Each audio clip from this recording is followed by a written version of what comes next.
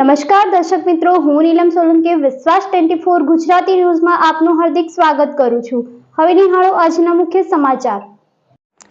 લોકસભા ચૂંટણીને લઈને હાલ જ્યારે બીજા તબક્કાનું દેશમાં ચૂંટણી થઈ ગઈ, જ્યારે ભાજપ કોંગ્રેસના ઉમેદવાર એકબીજા પર આક્ષેપ કરતા હોય છે, ત્યારે વાત કરીએ ખૂબ જ ચર્ચામાં હાલ બનાસકાંઠાની બેઠક છે।